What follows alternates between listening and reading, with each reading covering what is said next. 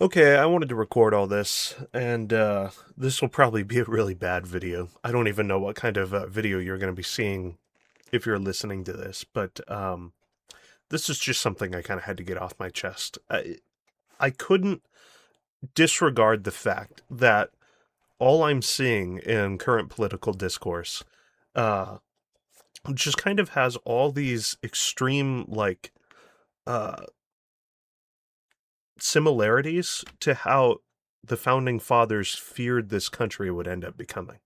And I mean that in quite like a literal sense. It's not me drawing these weird kind of really long uh, chains of thought with these odd conclusions from things that were kind of mentioned offhandedly.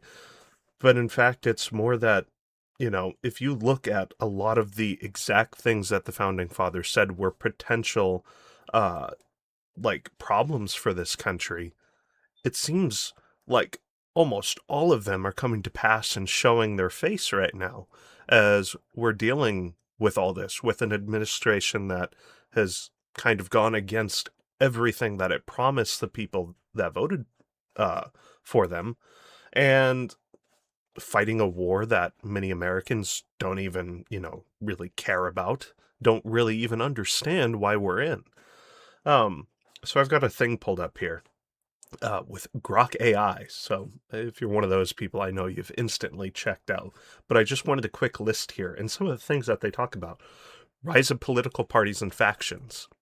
I mean, nail on the head right there. We've got a problem where, you've got so many older people in this country that if you even talk about voting for like a third party, they're instantly like, well, a vote for them is a vote for the other guy. They've completely fallen into the idea that you have to vote one party or the other. And which just completely destroys the idea of having any actual thought about what goes on in any of these politics. A second one here, lack of civic virtue among the people, which I think even ties into what I was talking about before, where it's just like, you know, I guess there is still a bit of a virtue there, but people are just so misinformed, and there's so many people that still point to the institutionalized media, Fox News, CNN, MSNBC, as these paragons of truth when my generation at least has seen time and time and time and time and time and time and time again how these people are, they just they they don't tell the truth, but they tell you they're a paragon of truth. It's the But people want to believe that the institutions are working in their benefits. They just kind of close a blind eye to it, or because that's all they listen to, maybe they're not able to see the other side at all, which I think is more of the case. Um, if we come down a little bit more, sectional divisions. Um, this one talks about especially over slavery. I guess that's part of more of you know, what uh, was the kind of fears at that exact time. But I think even that kind of spreads all the way to today, where it's I mean, you talk about anything nowadays, and it is a hard line political faction. You're for or against. Fence sitting is a crime in a lot of people's eyes, or at least it's at the level of a crime, even if it's not accused, or there's no actual um, sentence for it. It's on the level of a crime. A lot of people is how they view it, and so right there, we're just so middle, split down in half, and there's no effort to try and appease one side or the other. No, well, maybe we could do this as a half measure, and then everybody would be at least mildly happy. No, that doesn't exist. No, not in any important way, at least. Um, and I just want to say right here, again, me not being like a YouTube guy and just kind of speaking my mind over something I felt crazy about. I am sick.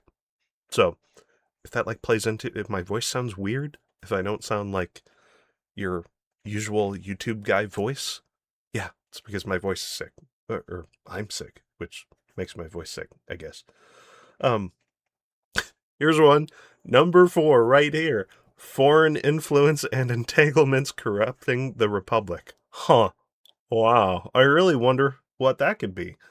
We don't have that in the modern day America, do we? Really? No. There wouldn't be a little country of, what is it, 8 million people? Maybe it's even less. There wouldn't be a little country that, kind of tells us how to do foreign policy, pushes us to do a ton of things that we don't want to do, that the public doesn't want to do. Yeah, that would never happen in America. So we couldn't have that. We'll never have that. It's not happening. Forget it. I guess that's one point against me, I guess. And then number 5 here, imbalance of power. Uh, and this gets into like it's either anarchy or weak government, whatever.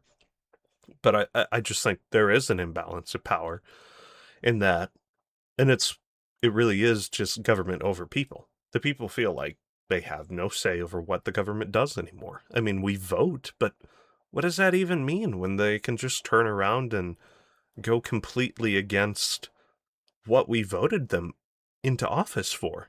You know, it's it's like, okay, yeah, we get to vote again.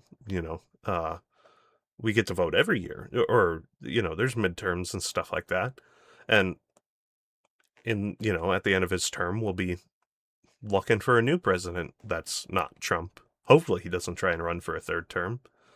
I mean, so yeah, it's and then even beyond this kind of stuff, like I think there's separation of church and state issues, which so many people, I mean, legitimately, go and try and ask somebody this. Ask like one of your older relatives this. Ask them, what do you think the separation of church and state actually means? And they will say, well, that's to keep the church out of government, which, depending on their viewpoints, they'll probably say is like a bad thing. And it's like, well, separation of church and state, it's a separation. It goes both ways. In a lot of ways, it's actually to keep the government out of the church as well. Like it goes both ways when you separate something. Because in the same way that people can misuse religion to justify certain things, ever heard of that? People can end up, if it's too entwined within the government, all of a sudden governmental issues can start pouring into the church, and the church can try to appease the government. I mean, it's entanglement in its best form, because these are entities that we've set up, and they can be corrupted when they get powerful. And keeping those separate is a very deliberate action taken by people who separated from their nation in the first place because of issues with the church and state being put together. But and it's like these weren't edgy 13-year-old atheists that kind of created this. Most of them were, fairly religious people, but they were also much more informed, paradoxically, than the modern man, I would say. They just seem to have just a much better understanding of all this stuff than even how I'm talking about it right now, which is so funny that we look back on people from that period as if we're so much better than them. But, and so it's just, as I keep going over this list, and I just keep seeing, well, the founding fathers feared this, and the founding fathers feared that, and you, like, see these, like, quotes passed around, like, Benjamin Franklin's, well, you have a republic if you can keep it. And all of these things just send off alarm bells ringing in your head, where it's like, you can very easily see not a long chain of connections, but like a pretty straight through line to, they fear this, and it's happening right now. There's foreign entanglement. There's church getting intermingled with the state. There's an imbalance of power where people feel like they have none. And people just becoming disillusioned with the idea of government in large fashions. And so it just kind of leads to this question of like, what do we even do?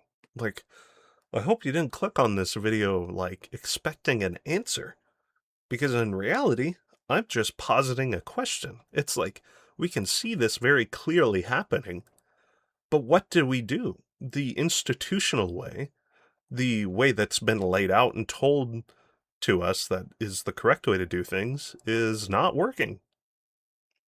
And I want to be very careful with what I say here because you can quite literally get arrested for suggesting certain things. So I'll leave it up to interpretation, but uh, there seems to be, you know, a particular option that's available to the people, but one that comes at great, great cost. So, yeah, it's just something I wanted to kind of throw out there because it almost makes you feel like a madman when you just kind of like keep thinking about this with yourself. And maybe there's some kind of like confirmation bias going on here, but every single time I hear people talking about the fears of the founding fathers, it's like, especially nowadays, even more so than just a few years ago, it's like all this is coming to fruition in these terrible fashions. But yeah, I don't really know how to end this. I wouldn't tell you to subscribe or anything like that because I don't know if this is a one-off. Like I said, I don't even know what kind of video you're watching. It could be a black screen for all I know. I'm just recording this because I want to say it, I guess, and have somebody else hear it. Um, but yeah, that's about it. You know, sorry, I guess.